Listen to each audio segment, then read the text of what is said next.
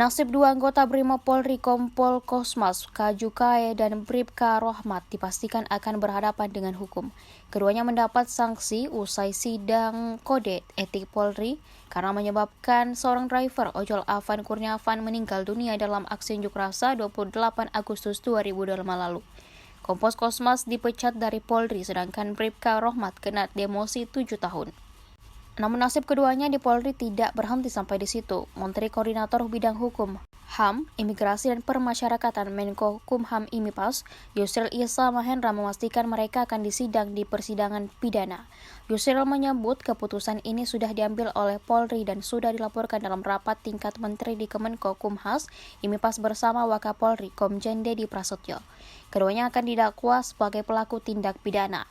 Ia menegaskan saat ini hukum tidak hanya akan tajam ke masyarakat, namun juga ke aparat yang melanggar. Sebelumnya, Afan dilindas Bribka Rohmat yang duduk di balik kemudi kendaraan taktis.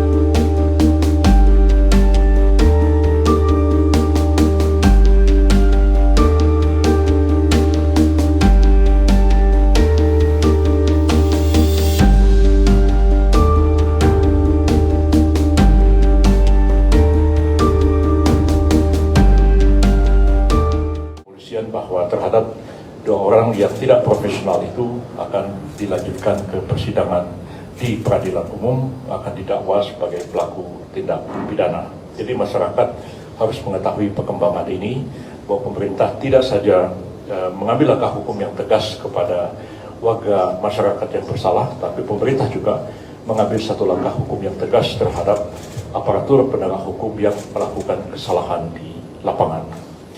Download Tribun X sekarang, menghadirkan lokal menjadi Indonesia.